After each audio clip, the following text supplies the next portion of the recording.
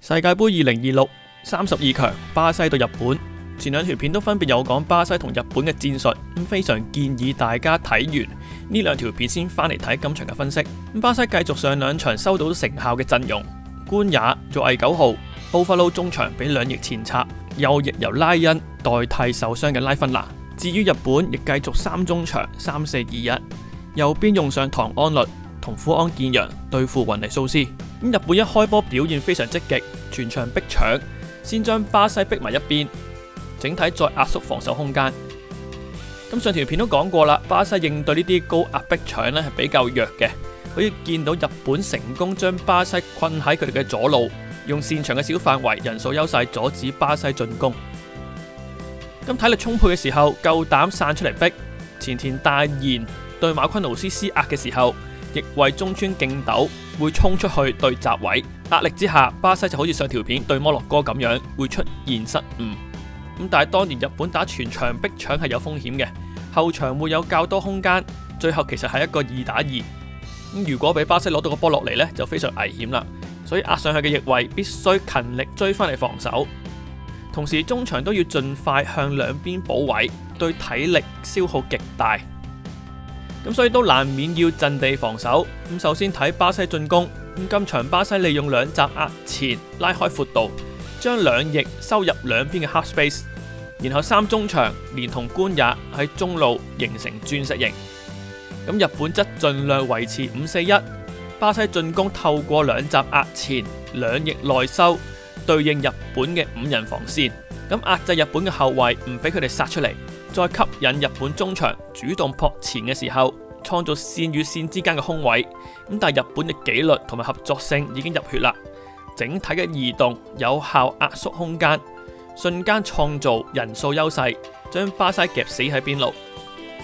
日本進攻嘅時候，巴西採取4-4-2防守，而日本三箭頭一樣緊密聯繫，通過走動令巴西嘅防線收窄，讓出兩邊俾翼位去進攻。當日本利用翼位進攻嘅時候，加上三箭頭，可以同巴西防線形成4打4。伊東純也走近 support 嘅時候，巴西中堅加比爾都唔敢跟得太出嘅。卡斯美路再埋身補位嘅時候，日本雙中場就有更多空位啦。同時因為巴西雙箭頭防守冇咁積極，金美利斯都示意前面嘅隊友要幫手施壓。左翼海洲有足夠嘅時間攞波望遠轉邊，另一邊嘅翼位中村敬斗因為巴西4-4-2嘅陣型收窄而有大量嘅空位。然後日本有4個球員衝擊尾柱，不過高波並唔係日本嘅強項。巴西面對日本5-4-1，一直希望從日本中場線後揾空位，特別日本其中一名雙中場會跳出嚟對位，中場兩側會有空位出現。可以見到巴西失控球權，會嘗試喺前場進行逼搶，不過面對日本三中堅拉闊，加埋門將用波，巴西好難投入更多人手去逼。加上巴西逼搶體系並唔成熟，日本更加想你壓前啲，再長傳揾最前邊嘅上田綺世，再嘗試揾後上嘅隊友進攻。不過對住巴西中堅成功率唔算好高嘅。當日本進攻斷纜，由攻轉守一刻，陣型收得唔夠快呢，就有機會俾到空位巴西進攻。而巴西嘅把握力確實比日本高一截，一次機會足以致命。所以球員質素有差別嘅時候，日本搏唔搏、幾時搏、點樣搏係好難掌握嘅。巴西逼搶中前場嘗試人盯人，兩翼收入中間成雙箭頭，官也褪落一格，連同金美利斯再壓前對雙中場。但係面對利用翼位拉闊嘅日本，巴西難以 cover 晒闊度，原因係左翼位中村敬斗壓前，限制咗巴西右閘丹尼路唔能夠上前，俾到空位左中堅伊藤洋輝帶波上前，再加上日本三箭頭壓得好前啦，牽制巴西4人防線唔能夠貿然壓上，反而令前邊唔夠人逼搶，導致中場中間有大量嘅空間。當卡斯美路要包過嚟嘅時候，巴西另外2名中場都未回得切防，伊東純也再走入中間空位攞波，轉身向前搏到犯規。巴西逼搶缺乏一致性，雲尼素斯嘗試封一邊去逼搶，但係缺乏隊友支援，2個逼3個冇乜意思嘅。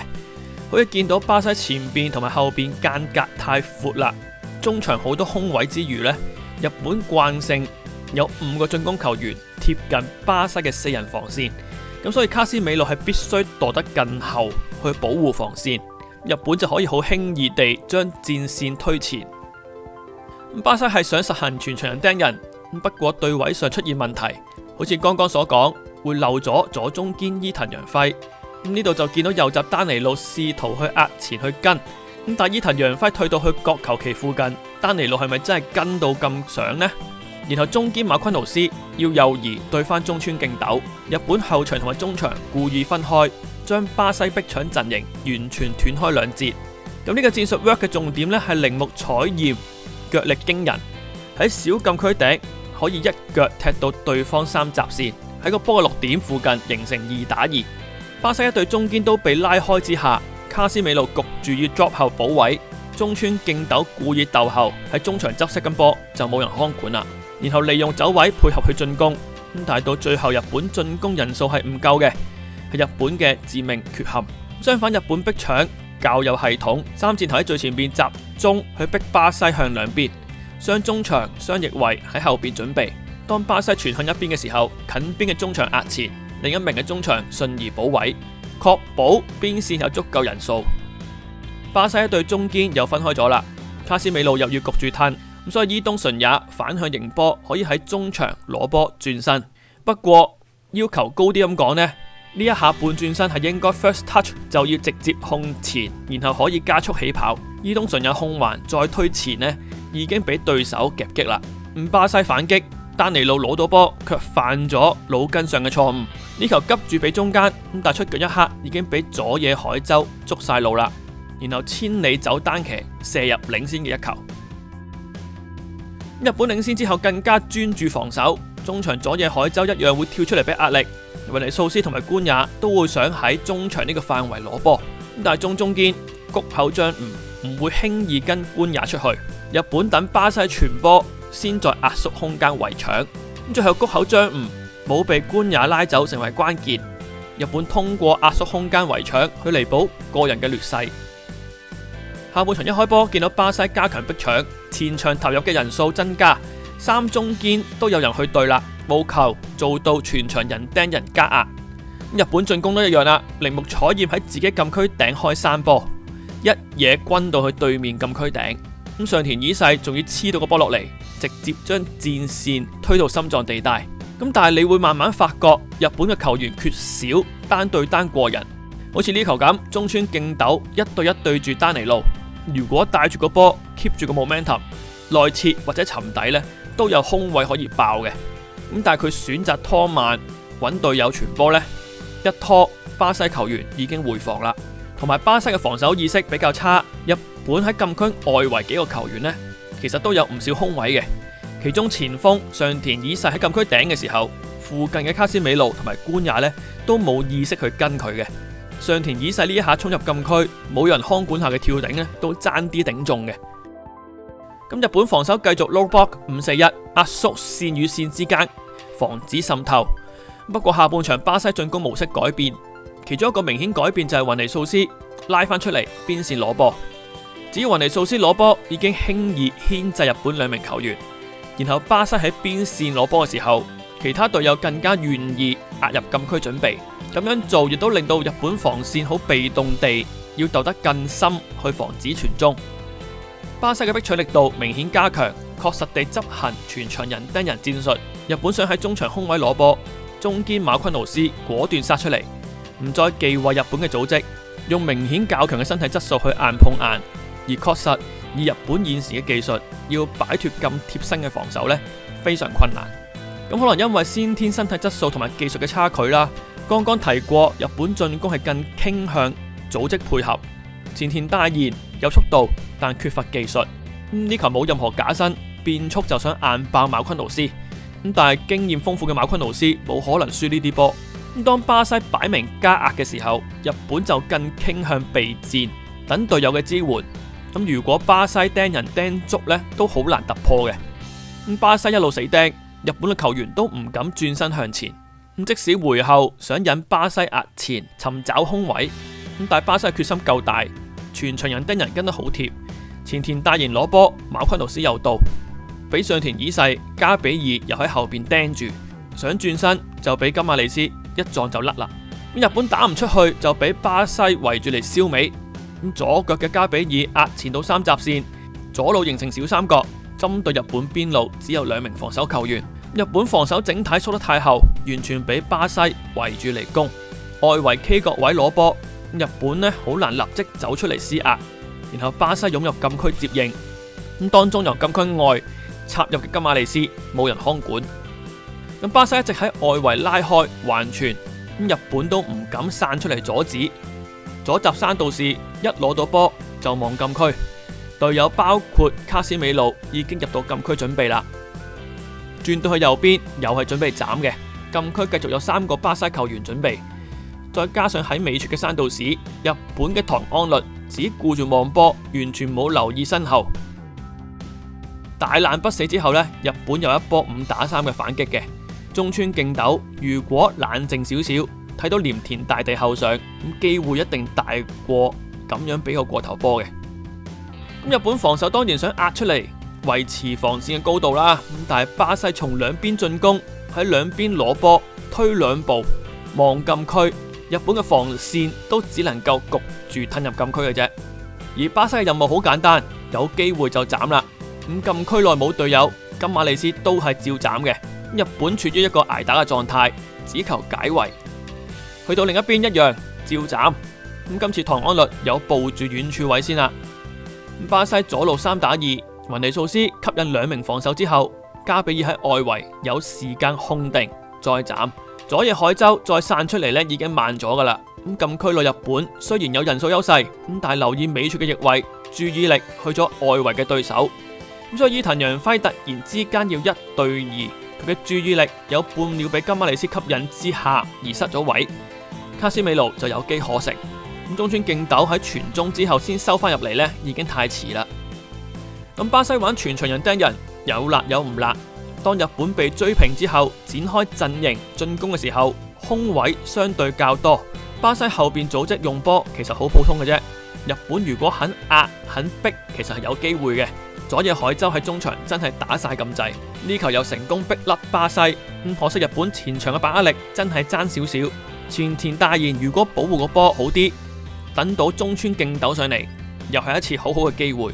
講係咁講啫，但係日本進取嘅風險呢，就係要同巴西鬥1打1，俾到空位巴西球員上腳盤扭就好麻煩啦。佐野海洲啱啱先喺前面接完個波，又要跑翻嚟防守，俾雲尼素斯上腳就係咁危險。鈴木彩艷都係緊緊掂到嘅啫。咁另外就要提就係上田以世啦，佢喺最前真係已經交足功課，面對一隊歐聯決賽正選嘅中堅，真係唔容易嘅。咁呢球 set 完再跑，再入禁區接應，咁可惜都係爭最後一腳。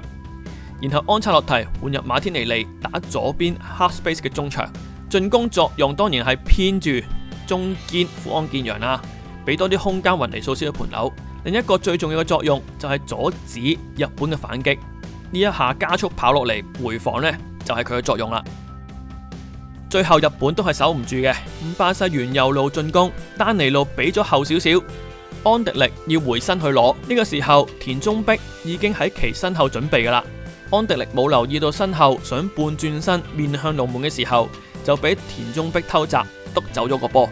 咁然後雙方就鬥攞身位啦。田中碧嘅右腳攝咗喺波同埋安迪力中間，攞到優勢嘅，同時都想先用身體保護個波。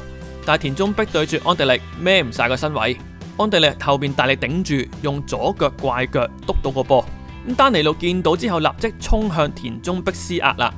咁田中碧腳下球被督走，又見到丹尼路埋緊嚟嘅時候呢，喺身體未完全平衡好嘅時候，急於出腳想傳俾鈴木純之介，咁導致傳球唔夠力，反而傳咗俾丹尼路。咁喺丹尼路執死雞一刻，日本球員係明顯放鬆身體嘅，佢都以為田中碧可以 under control， 然後解圍。咁金馬利斯喺禁區頂攞到個波擺橫嘅時候呢，右翼位間完右勢，眼神睄咗向右邊雲尼素斯，因為位置上佢嘅工作就係要睇住雲尼素斯啊嘛。雲尼素斯就係一個咁勁嘅威脅，咁所以潛意識地去揾雲尼素斯喺邊度。咁跟住金馬利斯拉弓一刻，間完由勢就向外踏咗半步，準備金馬利斯傳俾雲尼素斯。咁同時富安健洋見到金馬利斯起腳呢，就向中間收半步，準備去擋射門嘅路線。咁就係咁，兩個同時向外走。馬天尼利就喺完全冇人防守之下一控一射，鈴木彩艷嗨到都死角入網。日本喺最後一刻宣布失守。咁事後大家都會怪責田中碧唔解圍啦，或者係鈴木純之介冇拉開 support， 或者菅原由勢同埋富安健洋冇抹人咁樣啦。咁一個致命失誤直接導致失波呢，賽後都見到田中碧自己呢都非常自責嘅。咁但係頭先我拖到咁慢，逐格去分析到咁 detail 呢，喺真實時間由田中碧偷波去到馬天尼利起腳射門呢，都只係5秒內嘅事嘅啫。咁只能夠講要喺0點幾秒之下做出正確嘅決定，真係唔容易嘅。咁總結無可否認，巴西球員質素上確實喺日本之上。咁再加上安察洛提令人嘆為觀止嘅戰術調度，成功喺法定時間內反勝日本。咁就咁睇上半場表現，真係會覺得日本係可以守到完場，仲可以偷到反擊嘅。因為巴西上半場嘅表現真係麻麻地。咁但係下半場一出嚟，巴西嘅球員自信心大增，轉用身體質素向日本隊施壓，而事實效果亦都非常顯著嘅。日本面對埋身嘅物理衝擊呢，處於明顯嘅下風，慢慢巴西就可以攞翻主導權，亦都估唔到巴西都要玩燒尾。咁講真，高波並唔係巴西強項，咁但係對住日本都攞到優勢，咁就代表身體質素仍然係日本隊嘅死穴。咁8年前俾比利時屈高連追3球呢，仍然歷歷在目。咁但係日本喺應付高波方面呢，已經好咗好多噶啦。咁大家會見到日本為應付身體質素問題，不論防守或者進攻，都嘗試用人數去取得優勢，同時需要好大量嘅走動去實踐。不論5-4-1定係5-2-3，兩邊嘅攻擊中場同翼位呢，體力消耗一定係最大。咁所以換人呢，通常都係換呢幾個去維持翻逼搶嘅強度嘅。咁今場新保一嘅戰術部署，我覺得已經做到盡噶啦，上半場嘅效果亦都好好，無論逼搶、進攻、防守各方面都將日本嘅優點發揮到最大，甚至係同巴西打成均勢。喺外人眼中，包括我都會覺得日本領先1球之後太保守啦，太早縮後防守，俾巴西壓住圍攻燒尾。咁但係分析時都講過啦，咁雖然日本逼搶同埋進攻模式對住巴西係有明顯嘅優勢嘅，但係要維持戰術嘅強度，需要大量嘅體力。面對強敵如巴西，90分鐘之內點樣分配成為決勝嘅關鍵。咁再者，上半場領先1球翻入更衣室呢，已經係一個完美嘅成果。咁可惜係球員質素始終有差距，最無解嘅就係體格嘅問題啦。下半場就係巴西故意埋身釘人，利用身體優勢壓制日本球員。巴西淨係捉人死跟鬥跑，日本就好難用波噶啦。逼日本球員用更多走動去拉空位，消耗更多體力去對抗。咁所以巴西入波之後呢，其實都已經冇咁大壓力噶啦，因為全場人釘人都消耗好多體力嘅。咁但係面對人釘人嘅防守，最有效就係個人突破嘅能力。只要擺脫到一個防守球員，就會有人數上嘅優勢。咁但係突破能力正正就係現時日本最缺乏嘅要素。三笘薰邊路突破能力，久保建英擺脫敵人控場嘅能力，南野拓實喺最前邊護波串擾嘅能力，其中2個喺陣中嘅話呢，日本都未必完全俾巴西食住嘅。不過比賽就係冇如果啦。個人覺得日本已經交出合格有餘嘅表現，冇錯，同世界頂級確實仍有段距離。但係起碼方向正確先，只要繼續進步，一定有機會挑戰更高嘅，共勉之。咁好啦，今條片講咗咁多先。成日都想做短啲啊，但係做下又做長咗，搞到冇時間剪其他比賽，真係好嬲啊！其實真係有幾場我都想做嘅，但係16強都嚟緊啦，冇理由做翻轉頭嘅。完咗世界杯做翻轉頭更加冇人睇。